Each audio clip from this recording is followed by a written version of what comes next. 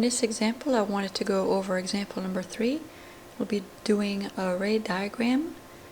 It says that we're using a magnifying glass to see a flower better. So we know that we're going to use a lens. It turns out that converging lenses, such as the two lenses that we see here on the right, converging lenses, if you have the right conditions, they can act as a magnifying glass. The condition that we want is a second condition here. We can see in this diagram that if the object is closer to the lens than the focal point, that the resulting image, which is in yellow, is going to be magnified. So we do have a converging lens here. Let's take a look and see what we can draw. So on my grid, I have already drawn the scale, 4 centimeters, and we have our optical axis horizontal, and our lens is right there vertical. So the first thing is to go ahead and indicate that this is a converging lens. So I'm just going to extend that lens just a little bit, and it's my converging lens right there. And then we want to go ahead and draw that focal point. So it says that the focal point is 6 centimeters. So since this is 4, that means that this is 8 here, so 6 is right here, halfway in between. We want to draw a focal point on each side. So these are the 2 focal points right here. And now we're ready to draw our object. So I already have my arrows already drawn. To speed up the process a little bit here, my object is going to be the black arrow. And just grab it here. So it's going to be 4 centimeters from the flower. So it's going to be right here. And I'm actually going to make it 2 centimeters tall, because I know that if I do that, then the image will still fit on this paper. And that's just because I already know ahead of time exactly how tall the image is going to be. And then we are now ready to draw our 3 special rays. So I'm leaving this picture here on the right hand side so we can remember what are the 3 rays. Right? One of the rays is that it comes in parallel to the optical axis, and then it refracts and it goes through the focal point on the other side. So I'm going to go ahead and take my ray here. It's going to come in parallel to the axis. It's going to hit my lens. Then as soon as it hits my lens, then it's going to refract and go through the focal point on the other side. And the second ray is going to be the blue one right here. It goes right through the center and it keeps going. So I'm going to take my ray here, make it a little bit smaller, and always start from the tip of the object. And then you want to make sure that it goes through the points that you want. So if it's going through the center, that means I went down 2 and over 5. So if I go down 2 and over 5 again, I should see my ray is also hitting that point, just to make sure that you have the right angle for your ray. And then the third one is going to be my purple right here. It's going to appear as though it came from the focal point on the left side, and then it's going to emerge parallel on the other side. So I'm going to draw my ray here. So it's supposed to appear as though it came from this focal point. So if I had it coming from the focal point, you see the angle that the ray would have. So that's the right angle. It's got to hit the lens, and for the right angle it's going to hit the lens right here. Now the ray is not actually coming from the focal point, so it's starting from the object. But again, if you do that slope thing that I mentioned, if it's supposed to come from here, that means you go up 2 and over 2.5 squares. So if you go up 2 and over 2.5, it should hit right there.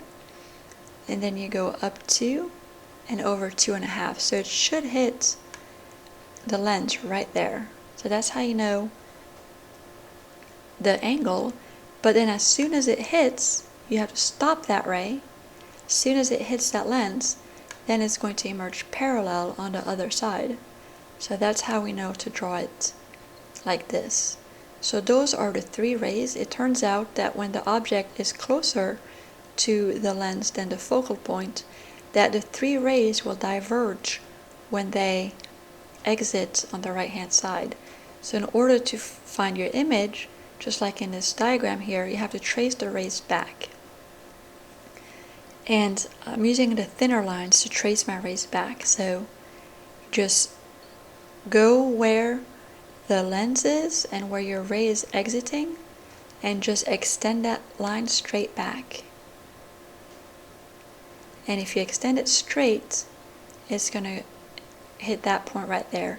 And again, you can find this by calculating some slopes. You know that to hit the point here, from the lens we had to go down 2 and over 7.5.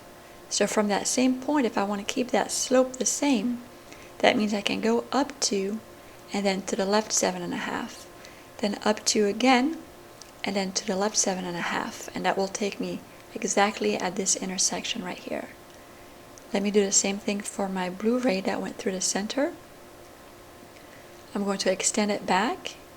I know that to go through the center, that it went down 2 from the object and to the right 5, so I'm going to go up 2 and to the left 5, up 2 and to the left 5, and I can see that I'm going to hit that same exact point right there if I'm extending that ray backward. And same thing for the purple ray. If I extend it backward, then it's going to go straight back, and they're all going to intersect exactly at that point right there, this point right here. So that means that this is where my image is going to be.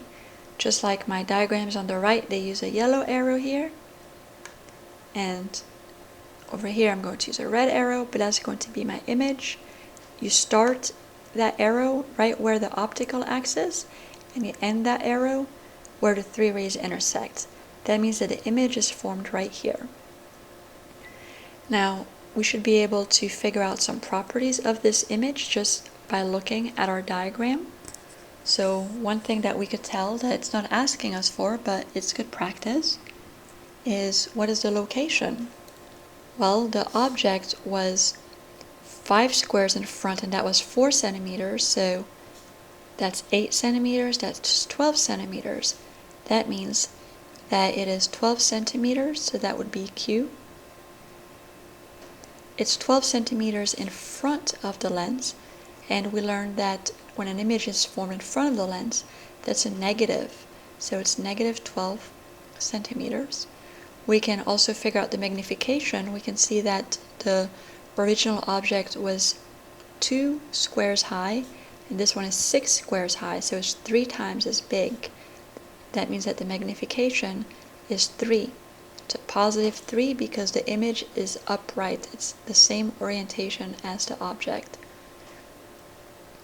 Now the last thing I'd like to do, and this is a little bit extra, it wasn't asked for the problem, but it's good practice to be able to figure out the properties of the image, not only from looking at the ray diagram, but also by using the thin lens equation and the magnification equation.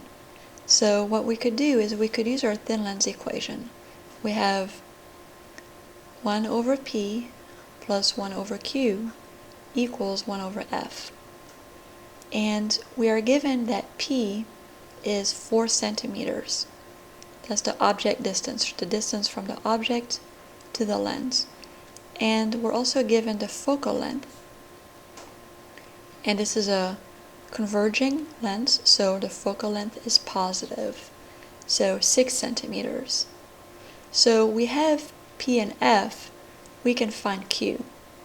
And we already solved for Q in class algebraically. If you manipulate this equation, and I'll go ahead and show it one more time, but if you manipulate this equation, you get 1 over Q equals 1 over F minus 1 over P, and then you go ahead and find the common denominator, and you're going to get 1 over Q equals P over PF minus f over pf.